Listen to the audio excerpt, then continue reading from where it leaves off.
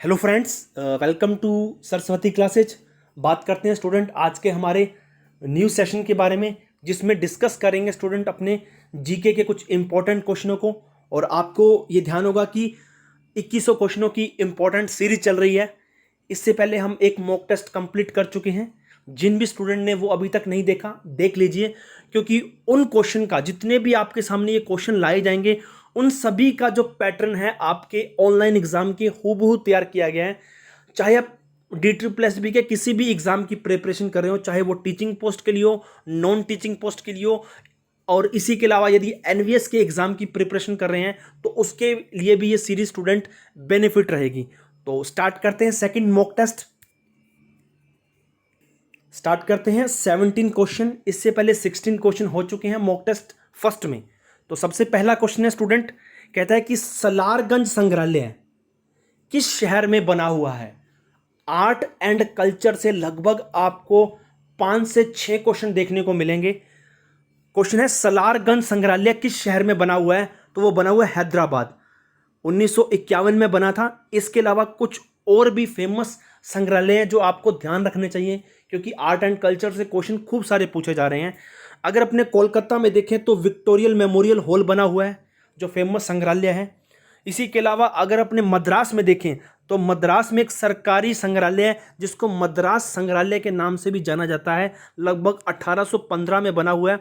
कोलकाता में विक्टोरियल memorial hall है, और दिल्ली में 2-3 संग्रहालय हैं। एक तो आपको पता होगा शंकर अंतर्राष्ट्रीय गुड़िया संग्रहालय, और इसके अलावा एक चाणक्यपुरी में बना हुआ राष्ट्रीय रेल संग्रहालय। दिल्ली में एक तो आपको याद रखना है राष्ट्रीय रेल संग्रहालय, जो चाणक्यपुरी दिल्ली में बना हुआ है। और इसके अलावा अगर आपको याद रखना है शंकर अंतर्राष्ट्रीय गुड़िया संग्रहालय। और कुछ और भी फेमस संग्रहालय हैं, जैसे अगर आपको याद रखना हो तो नेपियर संग्रहालय। कौन सा? नेपियर संग्रहालय, जो कि केरल में बना हुआ है। कहाँ बना हुआ है? केरल में। और नेपियर उस टाइम केरल का गवर्नर था, उसी के नाम पर इस संग्रहालय का नाम पड़ा हुआ है। एक कालिको संग्रहालय अहमदाबाद गुजरात में है। कालिको संग्रहालय गुजरात अहमदाबाद में है। एक प्रिंस ऑफ वेल्स। कौन सा? प्रिंस ऑफ वेल्स, जो कि कहाँ बना हुआ है? मुंबई में बना हुआ है, जिसको आजकल छत्रपति शिवाजी संग्रहालय के नाम से भी जाना जाता है। इंपॉर्टेंट है, प्रिंस ऑफ वेल्स, जिसको आज छत्रपति शिवाजी के नाम से जाना जाता है, मुंबई में बना हुआ है। आपको मैंने बता दिया एक कौन सा, सलारगंज के बाद आपको बता दिया कोलकाता में विक्टोरियल मेमोरियल हॉल है। मद्रास में सरकारी संग्रहालय है, मद्रास संग्रहालय है। दिल्ली में आपको 2 संग्रहालय याद रखने हैं।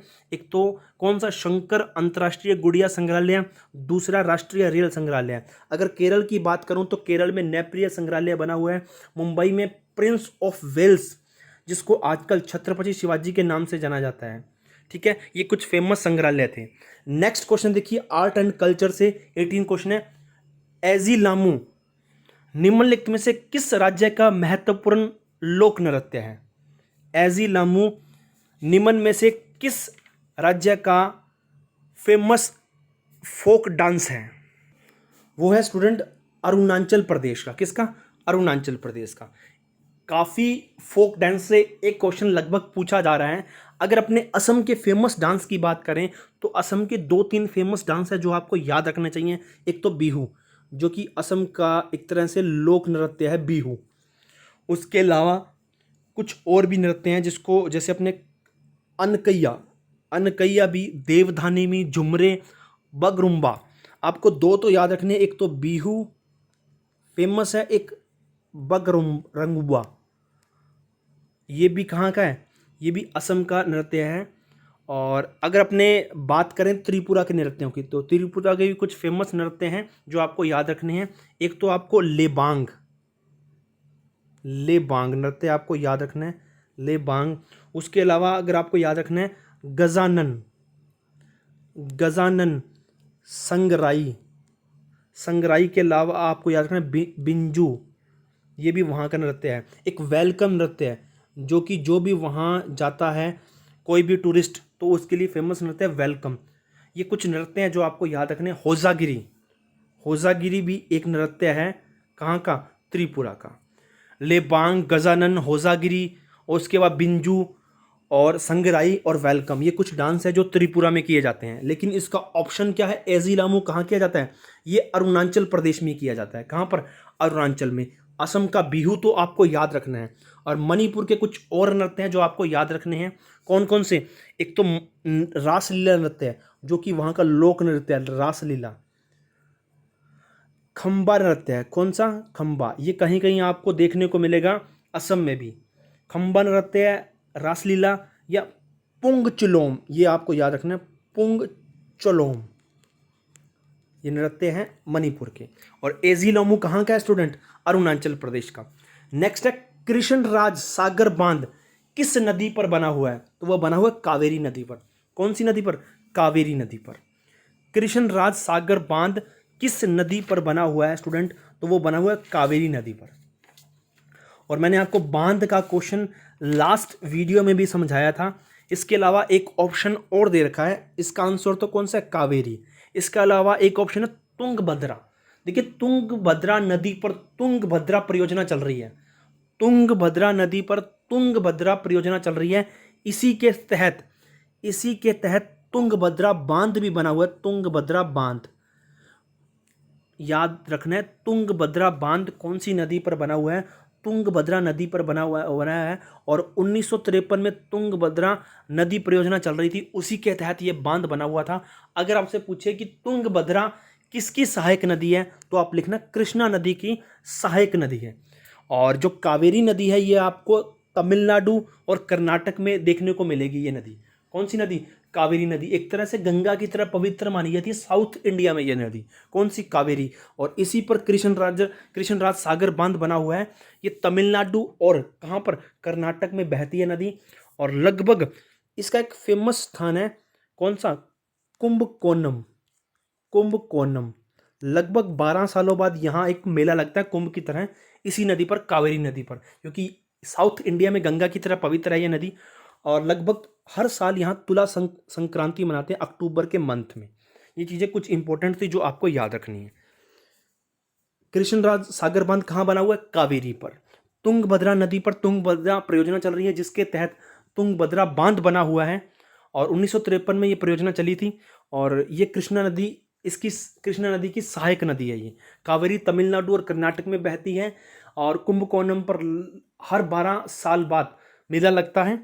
और इसी के अलावा आपको एक आंसर बताना है, जैसे नॉर्थ इंडिया की फेमस नदी गंगा है, तो साउथ इंडिया की गंगा किसे कहते हैं, साउथ इंडिया की गंगा किसे कहते हैं, दक्षिण भारत की गंगा किसे कहते हैं, दक्षिण की गंगा किसे कहते हैं, जिसका एक नाम और है वृद्ध गंगा या बूढ़ी गंगा, आपको ये बताना है कमेंट में। नेक्स्ट देखिए, नेक्स्ट है 20 क्वेश्चन। निम्नलिखित में से कौन दिल्ली सल्तनत के सैयद राजवंश से संबंधित नहीं है। आपको ध्यान है कि सबसे पहले दिल्ली पर कौन से राजवंश ने राज किया था, सबसे पहले अपने पास आया था गुलाम वंश। मोहम्मद गोरी अपना गुलाम छोड़ गया था। गुलाम वंश के बाद जो आया था वो आया था खिलजी वंश। खिलजी वंश के बाद अगर किसी ने दिल्ली पर राज किया था, कौन से वंश, तो वो तुगलक वंश था। तुगलक के अलावा किस राजवंश ने राज किया था, वो था सैयद वंश। कौन सा था, सैयद के बाद आया था लोधी, और लोधी को हराया था मुगलों ने। इस प्रकार 5 वंश थे जिन्होंने दिल्ली पर राज किया था। लगभग ये 1206 से स्टार्ट हुए थे और 1526 तक इन्होंने अपना राज किया था, इन 5 वंशों ने। 1206 में गुलाम वंश ने अपनी नींव रखी थी, कौन से, गुलाम वंश ने। तो अपने पास ऑप्शन है, क्वेश्चन है सैयद वंश निम्नलिखित में कौन सैयद वंश से रिलेटेड है। देखिए सैयद वंश ने लगभग अपनी नींव रखी थी 1414 में, 1414 में, और 1451 तक ये वंश रहा था। उसके बाद आ चुका था लोधी वंश। और सैयद वंश के जो प्रमुख राजा थे वो थे, एक तो सैयद खिजर खां। कौन था, खिजर खां। खिजर खां के बाद मुबारक शाह, मुबारक शाह के बाद मोहम्मद शाह, मोहम्मद शाह के बाद था आलम शाह। ये 4 हुए थे फेमस, और उसके बाद सैयद वंश खत्म हो चुका था। अब उन्होंने पूछा निम्नलिखित में से कौन दिल्ली सल्तनत में सैयद वंश से रिलेटेड है। तो देखिए जिसने सैयद वंश की नींव रखी खिजर खां, वो है।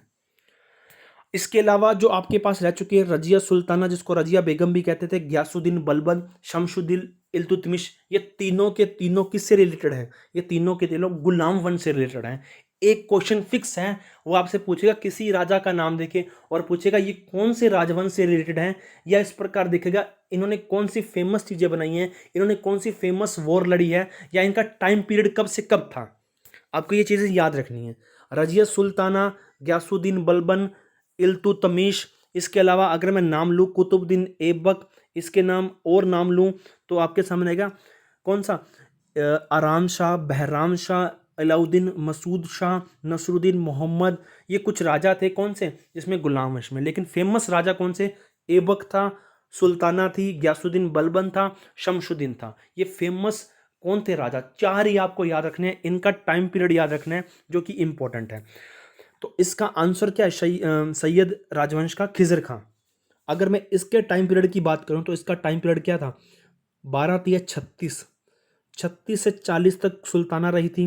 गयासुद्दीन बलबन का अगर टाइम पीरियड देखूं तो 66 से 87 रहा था। इल्तुतमिश का देखूं तो 1210 से 36 रहा था। और ऐबक था 1206 से 1210। अगर गुलाम वंश का अंतिम राजा देखूं तो वह कौन सा था, कैकुबाद के बाद उसका एक लड़का आया था कुरुमाबाद, ठीक है, वो था। आपको याद नहीं रखना है, बस पहला याद रखना है, कुतुबुद्दीन ऐबक। नेक्स्ट क्वेश्चन देखते हैं। एजरा कप निम्नलिखित में से किस खेल से संबंधित है? एजरा कप देखिए भारत में खेला जाता कप है, अलग अलग देशों के अलग अलग कप हैं। तो एजरा कप एक तरह से भारत का कप है जो कि पोलो से संबंधित है। किससे संबंधित है? पोलो से। कुछ कप हैं, कुछ खेल की शब्दावलियां हैं जो आपको याद रखनी है, और ये पूछी जाती हैं, पूछी जाएंगी और पूछी रहती हैं। तो आपको कुछ चीज़ें आपको परमानेंट आपके माइंड में बिठा लेनी है, कौन सा कप किससे रिलेटेड है, कौन सा कप कौन से खेल से रिलेटेड है। ठीक है स्टूडेंट, नेक्स्ट देखते हैं अपने। और इसी के अलावा एजरा कप के साथ एक और कप आपको याद रखना है, राधा मोहन कप। ये भी पोलो से रिलेटेड है। किससे? पोलो से रिलेटेड है। ठीक है स्टूडेंट। और पृथ्वीपाल कप, क्लासिकल कप, लेकिन चार कप हैं, आपको दो ही कप याद रखने, राधा मोहन और एजरा कप। इसी के साथ पृथ्वीपाल और क्लासिकल कप भी है जो एजरा से, जो कि पोलो से संबंधित है। बैडमिंटन के फेमस कप है, थॉमस कप हो गया, रहमतुल्ला कप हो गया, नारंग कप हो गया, अमृत दीवान कप हो गया, सुधीर रमन कप हो गया, कमिश्नर ट्रॉफी, ठीक है, बेसबॉल से। नेक्स्ट है, इसका आंसर था polo, Ezra cup, Radha Mohan cup, classical cup, और कौन सा, पृथ्वीपाल कप, जो आपको याद रखना है। इसके साथ राधा मोहन कप तो आपको याद रखना है जो कि पोलो से रिलेटेड है। दो तो याद रखिए। अरावली श्रृंखला में सर्वोच्च शिखर कौन सी है? देखिए अरावली पर्वत आपको देखने को मिलेगा राजस्थान में, ठीक है, और इसकी सबसे फेमस ऊंची चोटी आपको देखने को मिलेगी गुरु शिखर, जो कि आपको माउंट आबू सिरोही में देखने को मिलती है। उसके बाद इसकी दूसरी सबसे ऊंची चोटी, पहली तो गुरु शिखर है, उसके बाद कौन सी है, सैर, और ये भी सिरोही में है। उसके बाद जरगा, उसके बाद आपको देखने को मिलेगी आंचलगढ़। कौन सी? आंचलगढ़। इसकी ऊंचाई है 1722, इसकी ऊंचाई है 1597, इसकी है 1431, और आंचलगढ़ ये आपको देखने को मिलेगी, ये भी सिरोही में लगभग, ठीक है। और इसके बाद है रघुनाथगढ़, जो कि आपको सीकर में देखने को मिलेगी। लेकिन आपको ये याद रखनी है, गुरु शिखर अरावली पर्वतमाला की सबसे ऊंची चोटी है, जो कि राजस्थान माउंट आबू में है, ठीक है। तो इसका ऑप्शन नंबर सेकंड है। आंचलगढ़ भी ये चोटी है, कौन सी? ये भी सिरोही में, ये चौथी चोटी है जो कि टॉप पर है। अगर मैं दिलवाड़ा देखूं तो दिलवाड़ा के जैन मंदिर, जो कि पूरे भारत में नॉर्थ अपने कंट्री में सबसे ज़्यादा फेमस है, दिलवाड़ा के जैन मंदिर। तो आपको क्वेश्चन आ सकता है कि दिलवाड़ा के जैन मंदिर कहाँ बने हुए हैं, तो ऑप्शन देगा वो गुजरात और राजस्थान। तो राजस्थान में बने हुए माउंट आबू में। एक ऑप्शन देगा कुंभलगढ़, देखिए कुंभलगढ़ फोर्ट है राजसमंद में, राजस्थान में, ये भी फेमस है।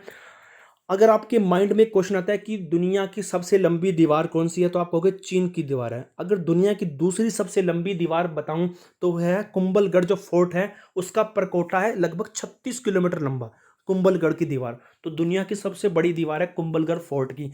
इसी फोर्ट में राणा प्रताप का जन्म हुआ था, ठीक है। यह है राजसमंद, राजस्थान में। नेक्स्ट है, हजारीबाग उद्यान कहाँ स्थित है? तो ये है स्टूडेंट झारखंड में। कहाँ पर? झारखंड में हजारीबाग सेंचुरी, जो कि नेशनल पार्क है। इसके अलावा पश्चिम बंगाल में एक फेमस पार्क है, याद रखना, सुंदरवन उद्यान। हजारीबाग तो कहाँ है? झारखंड में। नेक्स्ट है छत्तीसगढ़ राज्य का गठन किस तिथि को किया गया था। देखिए छत्तीसगढ़ राज्य का गठन किया गया था 1 नवंबर 2000 को। कब किया गया था? 1 नवंबर 2000 को। ये देखिए एक लेख लिखा हुआ है, मध्य प्रदेश का हिस्सा काटकर 1 नवंबर 2000 को छत्तीसगढ़ को बनाया गया था। ये 26वां राज्य था भारत का। ये चीज़ आपको याद रखनी है। छत्तीसगढ़ कौन सा राज्य बना था जब टूटकर बना था? 26वां। कब बना था? 1 नवंबर 2000 को। और कौन से राज्य से काटकर बना था? तो मध्य प्रदेश से। ठीक है, नेक्स्ट देखते हैं अपने। नेक्स्ट है भगत सिंह और बटुकेश्वर दत्त ने 8 अप्रैल 1929 को किसके विरोध में केंद्रीय विधानसभा में बम फेंका था? देखिए बटुकेश्वर दत्त और भगत सिंह ने जो विधानसभा में बम फेंका था वो 2 बिल आए थे। कौन कौन से? एक तो पब्लिक सेफ्टी बिल जिसको सार्वजनिक सुरक्षा विधेयक कहते हैं, और एक आया था ट्रेड डिस्प्यूट बिल, TDB।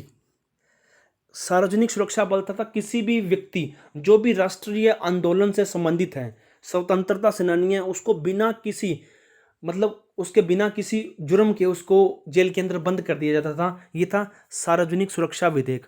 इसी के विरोध में, इन दोनों बिलों के विरोध में इन्होंने केंद्रीय असेंबली में बम फेंका था, बटुकेश्वर दत्त और भगत सिंह ने। ठीक है, ये सी ऑप्शन हमारा है। डी ऑप्शन देखिए, डी ऑप्शन क्या कहता है? Rowlatt Act. और रोलेट एक्ट आपको पता है कि 13 अप्रैल 1919 को जलियांवाला बाग हत्याकांड इसी एक्ट के तहत हुआ था। इसी का विरोध करने के लिए बैठे थे। लाला लाजपत राय की मृत्यु आपको बतानी है कौन से अधिवेशन के तहत हुई थी, कब हुई थी, आपको ये जानकारी मुझे कमेंट बॉक्स में बतानी है। साइमन कमीशन भारत कब आया था? 27 में आया था या 28 में आया था? ये चीज़ें आपको बतानी है। जितनी चीज़ें आप सर्च करोगे आपको उतनी मेमोरी रहेगी। तो इसका बिल था, कौन से बिल के विरोध में आया था? ये पब्लिक सेफ्टी बिल, सार्वजनिक सुरक्षा विधेयक या TDB, ट्रेड डिस्प्यूट बिल, इनके विरोध में आए थे। नेक्स्ट क्वेश्चन है 1857 के विद्रोह के दौरान 22वीं नेटिव इन्फेंट्री, जो कि देश एक तरह से पैदल सेना होती है, ठीक है, कि विद्रोहियों ने किसे अपना नेता चुना था? देखिए एक पैदल सेना चलती है जिसको नेटिव इन्फेंट्री बोलते हैं। 22वीं नेटिव इन्फेंट्री थी। तो जो सेना थी उन्होंने अपना प्रमुख किसको चुना था? वो चुना था मौलवी अहमदुल्ला खां को, अहमदुल्ला शाह को अपना नेता चुना था, मौलवी अहमदुल्ला शाह को।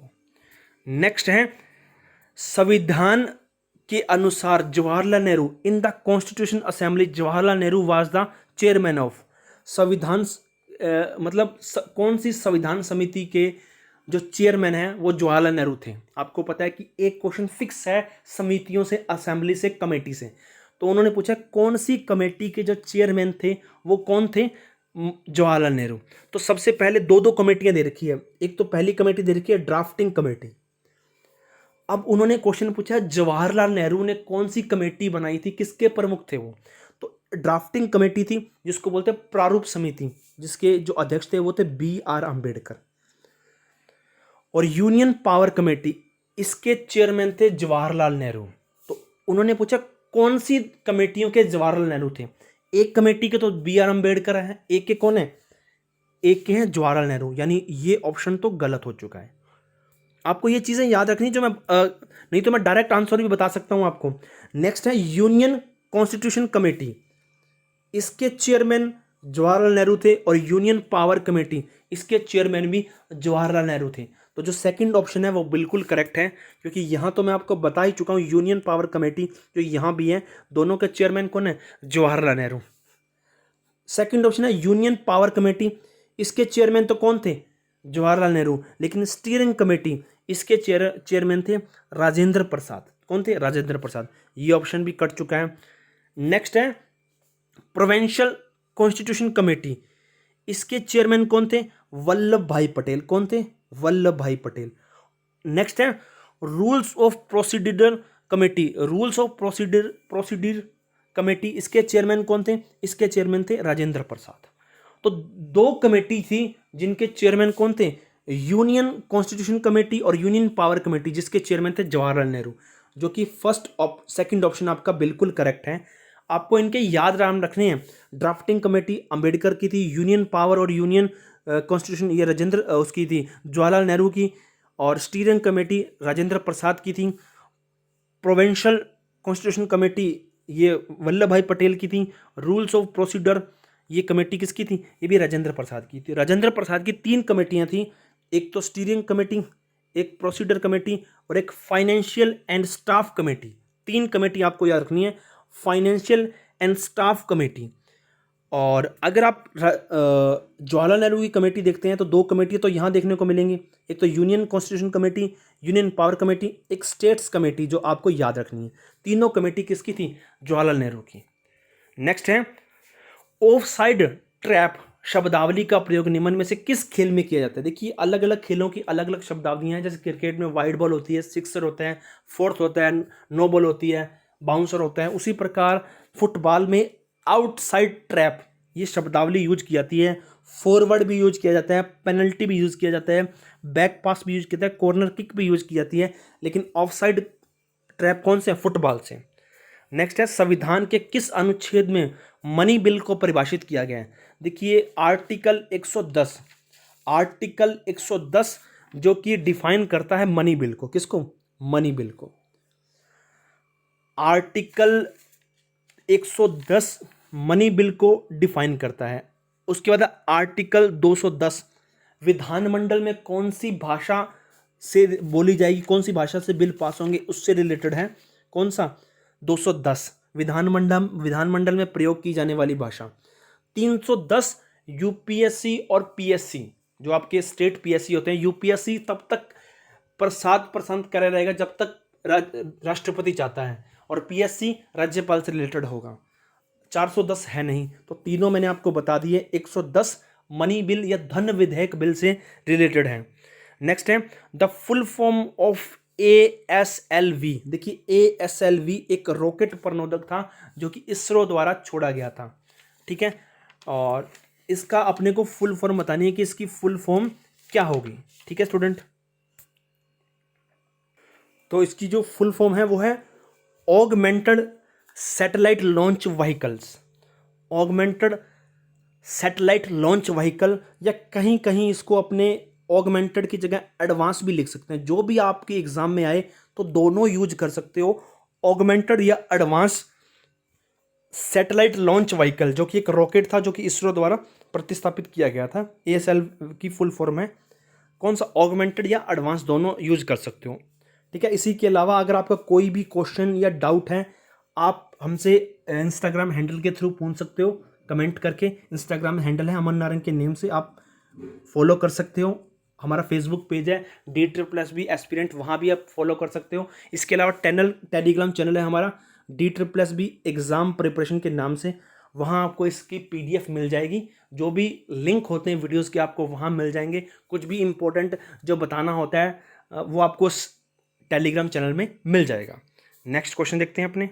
नेक्स्ट क्वेश्चन है निम्नलिखित संगठनों में से जिसने MSP मिनिमम सपोर्ट प्राइस के निर्णय पर सिफारिशें की थी? कौन सा संगठन है जिसने MSP के लिए सिफारिशें की थी? तो वो है CACP। CACP जिसको बोलते हैं commission for agriculture costs and price. Full form पूछ सकता है, commissions for agriculture and costs and price, जिसको बोलते हैं कृषि लागत और मूल्य आयोग। हिंदी में कृषि लागत और मूल्य आयोग, जिसने सिफारिशें की थी MSP के लिए। तो ऑप्शन बी राइट है, और ये आजकल खबरों में भी है फार्मर प्रोटेस्ट के कारण, तो आपको पढ़ के जाना चाहिए MSP से रिलेटेड कुछ भी बनता है तो। अब देखिए CSO, आपको पता है कि सेंट्रल स्टैटिस्टिकल ऑर्गेनाइजेशन, केंद्रीय सांख्यिकी संगठन, ये सांख्यिकी बोर्ड से रिलेटेड है। तो इसका जो मुख्यालय है वो है नई दिल्ली में। नेक्स्ट है संयुक्त राष्ट्र UN संगठन के बारे में निम्नलिखित में से कौन सा कथन सही नहीं है? देखिए ऑर्गेनाइजेशन पर एक क्वेश्चन फिक्स है, वो आएगा। अब देखिए संयुक्त राष्ट्र यूनियन नेशन के बारे में कौन सा कथन सही नहीं है? वर्तमान में इसके 193 देश सदस्य हैं, बिल्कुल राइट है। इसकी स्थापना 24 अक्टूबर 1945 को हुई थी, बिल्कुल करेक्ट है। इसका जो प्रमुख अधिकारी होता है वो होता है महासचिव, बिल्कुल करेक्ट है। वर्तमान के जो इसके महासचिव हैं बान की मून है, ये गलत है। जो इसके वर्तमान के महासचिव हैं वो है एंटोनियो गुतेरस। कौन से हैं? एंटोनियो गुतेरस इसके वर्तमान महासचिव है। आपको ये चीज़ याद रखनी है, तीनों चीज़ सही है इसकी। नेक्स्ट है, निम्नलिखित में से कौन सा देश संयुक्त राष्ट्र की सुरक्षा परिषद, आपको पता है कि संयुक्त राष्ट्र के 6 अंग है, उनमें से एक अंग है सुरक्षा परिषद, उसका प्रमुख स्थायी सदस्य नहीं है। आपको पता है कि सुरक्षा परिषद के 15 सदस्य होते हैं, जिसमें से 10 तो होते हैं अस्थायी, मैंने वो कब भी हट सकते हैं, और 5 होते हैं परमानेंट। वो 5 परमानेंट में से कौन सा ऑप्शन नहीं है? तो 5 परमानेंट है, चीन परमानेंट है, फ्रांस परमानेंट है, यूके परमानेंट है, यूएसए परमानेंट है, लेकिन जर्मनी परमानेंट सदस्य नहीं है। किसका? राष्ट्र सुरक्षा परिषद का कौन सा ये सदस्य नहीं है, परमानेंट सदस्य नहीं है। पहला तो चीन है, फ्रांस है, यूके है, यूएसए है और रूस। ये 5 देश हैं जो कि सुरक्षा परिषद के स्थायी सदस्य हैं। भारतीय रिजर्व बैंक की स्थापना 1 अप्रैल 1935 को हुई थी, और ये स्टार्टिंग में जब इसकी स्थापना हुई थी तो इसका मुख्यालय कहाँ पर था? तो इसका मुख्यालय था कोलकाता में, और 1937 में इसका जो मुख्यालय था वो चेंज कर मुंबई में स्थापित कर दिया गया था। और तब तक ये जब 1935 में बना था तब तक ये प्राइवेट था बैंक, और 1949 में इसका राष्ट्रीयकरण किया गया था। आपको क्वेश्चन में पूछा गया था कि इसका स्टार्टिंग में जो इसका हेड ऑफिस था वो कोलकाता में था, 2 सालों बाद इसका हेड ऑफिस चेंज कर दिया गया था मुंबई में। नेक्स्ट है, 1975 में किस देश ने भारत को अपना पहला उपग्रह आर्यभट्ट लॉन्च करने में मदद की थी? देखिए, भारत का पहला उपग्रह आर्यभट्ट था, आपको ध्यान होगा, और इसमें मदद की थी सोवियत संघ ने। किसने? सोवियत संघ ने। लेकिन इस उपग्रह को तैयार तो किया था इसरो ने। किसने तैयार किया था? इसरो ने। लेकिन इसको लॉन्च करवाया गया था, सोवियत संघ था, वहां से लॉन्च करवाया गया था इसको। रिहंद घाटी परियोजना कहाँ स्थित है? तो वो है उत्तर प्रदेश में रिहंद घाटी परियोजना बनी हुई है। ठीक है स्टूडेंट, ये थे हमारे कुछ important question. I hope so कि आपको सारे के सारे समझ आ चुके होंगे। कोई भी डाउट या कमेंट है तो आप मुझसे इंस्टाग्राम के थ्रू पूछ सकते हैं या कमेंट बॉक्स के थ्रू पूछ सकते हैं। धन्यवाद।